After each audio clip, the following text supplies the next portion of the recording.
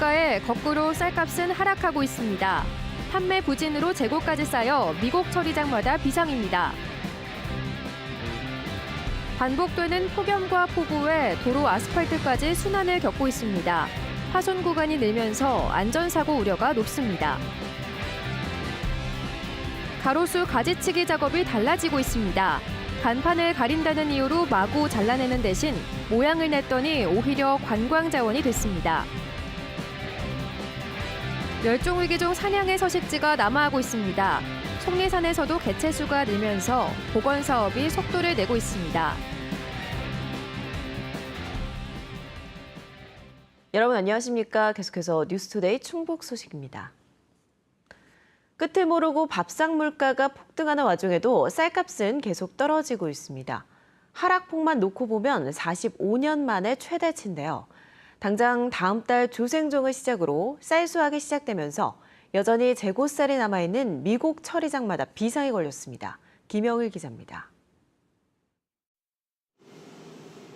농협이 운영하는 미국 처리장. 지난해 수매한 재고쌀을 적자를 감수하며 팔고 있습니다. 20kg 한 포대에 37,000원 선. 지난해 수매한 가격보다도 18,000원가량 낮습니다. 보관료와 도정비 등을 계산하면 적자폭은 더 커집니다. 소비가 줄어 지난해 추가 수매한 벼 4천여 톤도 거의 그대로 남아 있습니다. 전국적으로 쌀이 정체가 많이 돼 있거든요. 그래요. 어렵기 때문에 우리가 좀 할인 판매에도 소비처는 한계가 있기 때문에 상당히 어렵습니다. 실제로 그제 기준으로 산지 쌀값은 20kg당 45,060원. 1년 전보다 무려 20.5%나 하락했습니다. 45년 만에 최대 하락폭입니다. 더 큰 문제는 재고입니다. 지난달 20일 기준으로 전국의 쌀 재고량은 66만 톤. 지난해 같은 기간보다 30톤가량 많습니다. 농협 입장에서는 당장 다음 달부터 조생종 벼 수확이 시작되는 상황에서 재고를 마냥 쌓아둘 수도 없어 고민입니다. 그 재고량이 지금 상당히 남다 보니까 창고를 비워야지 수매를 받지 창고에 물건이 꽉 차 있는데 그걸 어디다가 받을 수가 없잖아요. 당장 수확을 앞둔 농민들은 더 걱정입니다. 남아있는 재고쌀 처분이 쉽지 않은 상황에서 수확기까지 쌀값이 계속 떨어지면 추곡 수매가 하락으로 이어질 수 있다는 겁니다. 지금은 문제가 안 되는데 이제 올 가을 수확기 때 쌀값이 폭락할 것 같다는 예상이 자꾸 드는 거예요. 생각이 드는 거예요. 그러니까 굉장히 걱정스럽고 우려스러운 거야. 한 해 농사의 마무리를 앞두고 있지만 농민들은 수확에 대한 기대보다 쌀값 폭락을 걱정하고 있습니다. MBC 뉴스 김영일입니다. 폭염과 폭우가 번갈아 찾아오며 도로도 성할 날이 없습니다. 폭염에 뒤틀려 약해진 아스팔트가 기습폭우에 파손되는 곳까지 생겼는데 안전사고 우려가 높습니다. 김은초 기자입니다. 도로 한복판이 쩍 갈라졌습니다. 깨진 아스팔트 조각이 여기저기 나뒹굽니다. 굴삭기가 깨진 도로 조각들을 걷어내자 아래에 물이 들어차 있습니다. 청주 상당에 시간당 23mm의 비가 쏟아지면서 포장된 아스팔트 밑으로 물이 들어찬 겁니다. 기습폭우로 이 일대 30여 미터가 파손돼 무심천 하상도로 1.6km 구간이 14시간 동안 통제됐습니다. 아예 땅이 꺼졌더라고요. 아스팔트 잔해들은 이제 떠내려간 것도 있고 제 생각에는 이거 반드시 넘어가면은 펑크나겠다 싶을 정도로 좀 높았습니다. 파손된 도로는 인근 소화천이 무심천으로 합류하는 지점인데요. 빗물 때문에 강해진 물살이 도로를 덮쳤습니다. 폭우로 쓸려 내려갔지만 폭염 탓이 컸습니다. 계속된 폭염에 뜨겁게 달궈진 도로 아스팔트가 녹아내려 뒤틀리면서 빈틈으로 강한 물살이 파고든 겁니다. 아스팔트와 콘크리트 사이에 미세한 틈으로 물이 들어차서 부분적으로 파손이 일어난 걸로 추정되고 있습니다. 전문가들은 계속되는 폭염에 도로가 갈라지거나 꺼지면 추가 사고로 이어질 수도 있다고 지적합니다. 실제로 한낮 도로 표면 온도를 재봤더니 65도를 넘었습니다. 온도가 한 50도 정도만 돼도 팽창할 가능성은 항상 있다라고 염두를 해둬야 될 것 같은데 유지 관리가 안 된 상황 속에서 폭염에 노출되다 보면은 그게 포트홀로 바뀔 수 있고 폭염과 기습폭우, 극단으로 가는 날씨가 안전사고를 부르는 복병이 되고 있습니다. MBC 뉴스 김우초입니다. 백두대간 자락에서 종 복원 사업이 진행 중인 멸종위기 1급 동물인 사냥의 수가 속리산 국립공원에서 늘고 있습니다. 아직은 30여 마리 수준이지만 월악산 등 강원 북부 산간 지역에 이어 점점 아래로 서식지를 넓혀가는 모습인데요. 머지않아 백두대간 전역에서 사냥이 뛰노는 모습을 볼 수 있을까요? 이채연 기자입니다. 우뚝 솟은 두 뿔을 가진 수컷 사냥이 비탈진 산기슭에서 풀을 뜯어먹습니다. 한쪽 귀엔 방사한 개체라는 걸 뜻하는 파란색 이름표도 차고 있습니다. 뒷모습에선 머리부터 꼬리까지 줄지어난 검은 털이 선명히 드러납니다. 3마리가 함께 목격되기도 합니다. 사냥의 활동은 캄캄한 밤에도 무인 센서 카메라에 포착됩니다. 카메라를 물끄러미 바라보나 싶더니 이내 뒤를 돌아 먹이를 찾아 먹습니다. 모두 속리산 국립공원에 살고 있는 사냥입니다. 예, 속리산 국립공원 내 쌍곡지구인 그 군자산 7부산을 중심으로 해가지고 그 카메라에 그 포착 중에 있습니다. 속리산 일대 북부 지역에서 더 내려와 지난해엔 천왕봉에서도 목격됐습니다. 그동안 안정적인 사냥 서식이 확인된 곳은 DMZ, 월악산, 오대산 등 6개 지역. 백두대간 서식지 최남단이었던 속리산에서 계속해서 더 남쪽으로 서식지를 늘려나가고 있는 겁니다.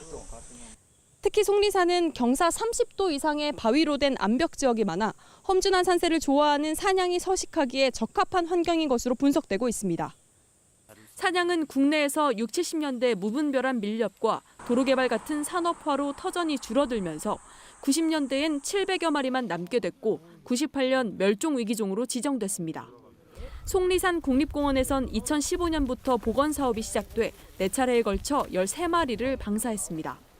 그리고 15마리가 자체 증식해 2015년 4마리에 불과했던 속리산 사냥은 30여 마리까지 늘었습니다.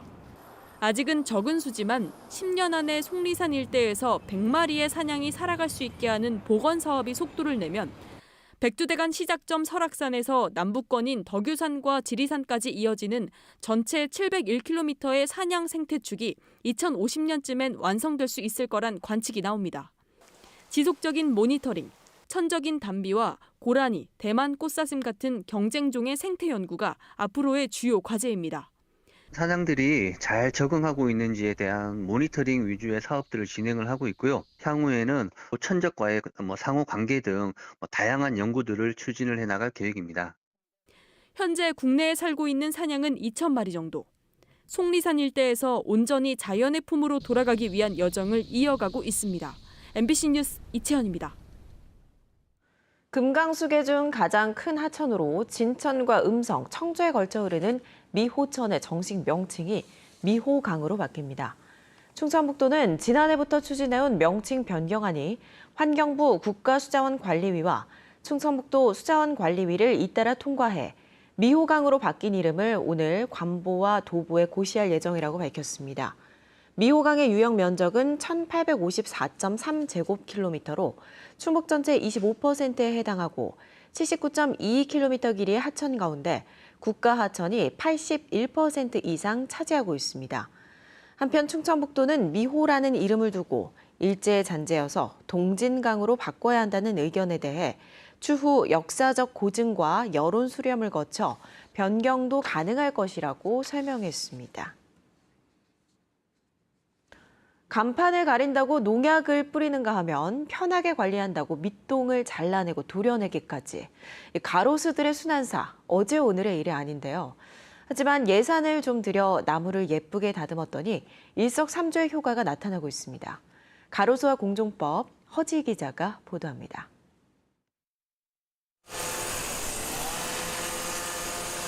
크레인에 오른 정원사들이 전동톱과 가위로 나뭇가지를 잘라냅니다. 듬성듬성 빠져나와 있던 가지는 정리돼 나무는 어느덧 원형 모양으로 변해갑니다.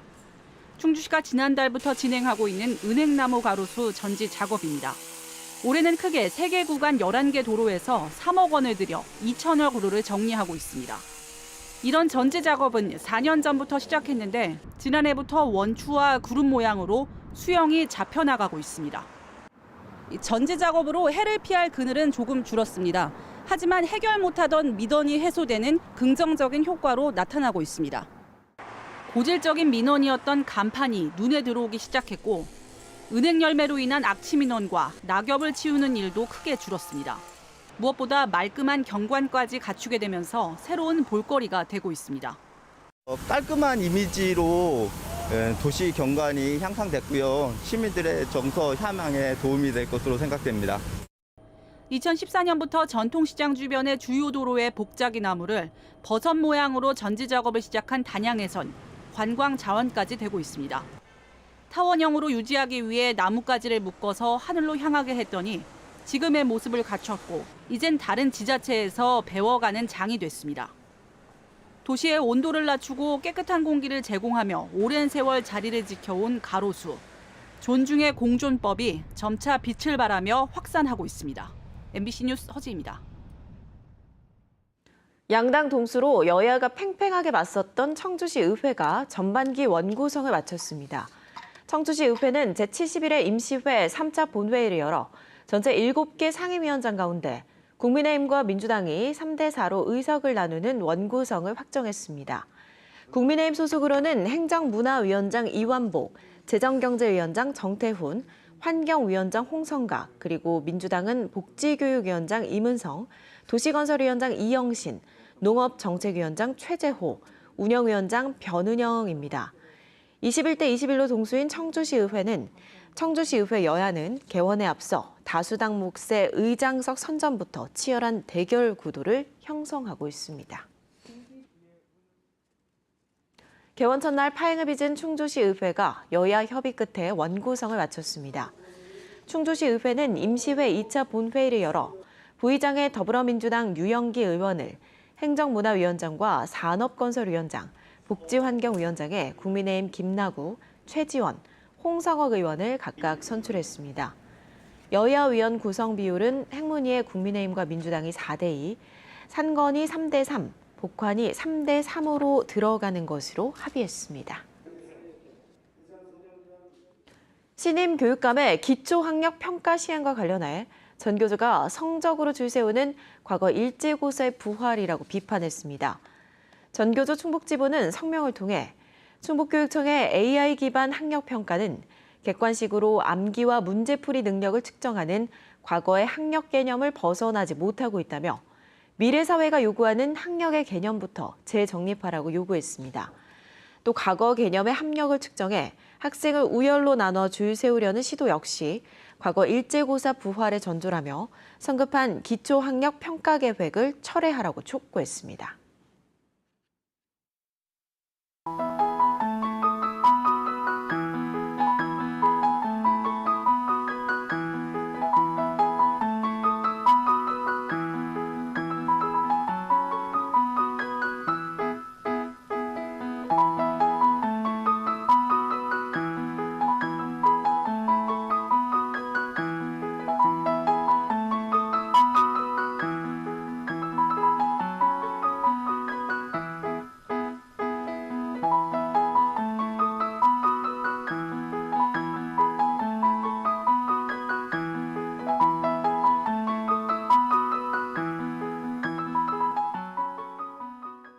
정부의 유류세 37% 인하에도 고유가가 지속되는 가운데 청주서원 이장석 국회의원이 정유사의 원가 공개를 요구할 수 있는 개정 법안을 대표 발의했습니다. 이장석 의원이 낸 교통에너지환경세법 개정안에는 정부가 탄력 세율로 세금을 낮출 경우 세율 조정 전후에 국내 도매 가격 관련 자료 제출을 정유사 등에게 요구할 수 있는 근거가 담겼습니다. 이 의원은 현행법상 정유사가 유류세 인하분을 소비자 최종 가격에 반영했는지 정부가 확인하기 어렵다며 감면 혜택을 소비자보다 정유사가 더 가져가는 형국이라고 취지를 설명했습니다. 전국적인 코로나19 재확산 우려 속에 청주에서는 시립합창단 연주회가 공연 하루 전인 어제 전격 취소됐습니다. 청주시는 오늘 저녁 청주 아트홀에서 제69회 청주시립합창단 전기 연주회를 준비했지만 출연진 한 명이 코로나19에 확진돼 500석이 예매된 공연을 긴급 취소하고 전액 환불하기로 했습니다. 이 공연은 오는 19일로 미뤄져 별도의 티켓 예매를 진행합니다. 보은에서 이웃을 흉기로 찌르고 달아난 60대가 경찰에 붙잡혔습니다. 보은경찰서는 새벽에 이웃집에 침입해 횡설수설하며 50대 주인의 흉기로 찌르고 달아난 보은읍 60대 남성을 긴급 체포해 정확한 경위를 조사하고 있습니다. 이 남성은 10여 분 만에 자신의 집에서 붙잡혔고 경찰 조사에서도 망상 증세를 보인 것으로 알려졌습니다. 피해 남성은 다행히 생명에 지장이 없는 상태입니다.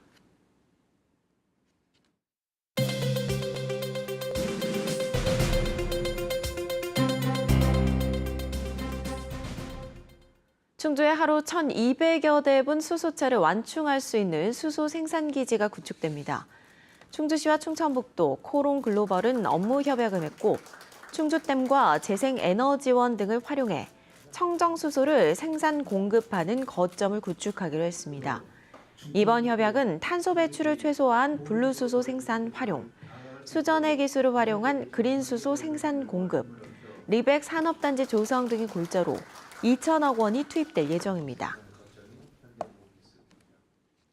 최재형 보훈군수가 취임 후 첫 간부회의에서 인구 유입을 위한 맞춤형 귀농 귀촌 정책 확대를 주문했습니다. 2025년까지 인구 4만 명 회복을 위한 토대를 마련하겠다고 공약한 최재형 군수는 도시형 농촌 보훈 건설을 위한 고민을 핵심 사업 실행 계획에 담아달라며 맞춤형 지원책을 강구하라고 지시했습니다. 보훈군의 인구는 지난달 기준 3만 1,798명으로 올 들어 6개월 만에 80명이 줄었습니다. 제18회 제천국제음악영화제에 영화와 오케스트라 공연을 한 번에 관람할 수 있는 필름 콘서트가 개최됩니다. 영화제 집행위원회는 다음 달 12일부터 사흘 동안 제천 의림지와 비행장 무대에서 영화 봄날은 간다와 마당을 나온 암탉을 오케스트라 공연과 함께 관람하는 프로그램을 마련했습니다. 봄날은 간다와 마당을 나온 암탉은 오스트리아 린츠 주립극장 상임 지휘자인 한주헌, 제시카 게틴이 주의봉을 잡습니다. 올해 제천국제음악영화제는 다음 달 11일부터 16일까지 제천 시내와 의림지, 비행장 등지에서 열립니다. 2016년에 폐쇄된 옛 청주 영훈 정수장이 국민체육센터로 다시 문을 열었습니다. 청주시는 2020년부터 옛 영훈 정수장 부지에 200억 원을 들여 다목적 체육관과 생존 풀장 등을 갖춘 영훈 국민체육센터를 준공하고 일반에 개방했습니다. 영훈체육센터는 15일까지 무료 시범 운영 기간을 거친 뒤 18일에 정식 개관할 예정입니다. 한편 청주시는 영훈 국민체육센터 외에도 내년까지 800여억 원을 들여 가경과 복대, 산남, 오송, 오창 등 5개 지역에 국민체육센터를 건립합니다. 영동 레인보우 힐링 관광지에 가족놀이 테마공원이 들어섭니다. 영동구는 충청북도의 지역 균형 발전 기반 조성 지원을 받아 레인보우 힐링 관광지 22,000제곱미터에 33억 원을 들여 내년 말까지 숲을 소재로 한 모험과 놀이마당, 휴게소와 학습장을 갖춘 가족 테마공원을 조성한다고 밝혔습니다. 레인보우 힐링 관광지는 영동군이 2014년부터 조성 중인 175만 제곱미터의 대규모 관광 레저 랜드마크로 내년까지 웰리스 단지 등 공공시설은 물론 골프장과 호텔 등 민간시설도 줄줄이 개장을 앞두고 있습니다. 코로나19로 운영을 중단했던 진천 지역 무료 물놀이장 2곳이 3년 만에 재개장합니다. 진천구는 옛 예비군 훈련장에 있는 백곡천 물놀이장과 진천대교 아래 조성한 백사천 물놀이장을 오는 12일부터 사흘간 시범 운영을 거친 뒤 다음 달 16일까지 운영한다고 밝혔습니다. 오전 10시부터 오후 5시까지 운영되며 수상안전요원을 배치하고 용수도 매일 교체할 계획입니다. 뉴스투데이 충북 소식 모두 마칩니다. 고맙습니다.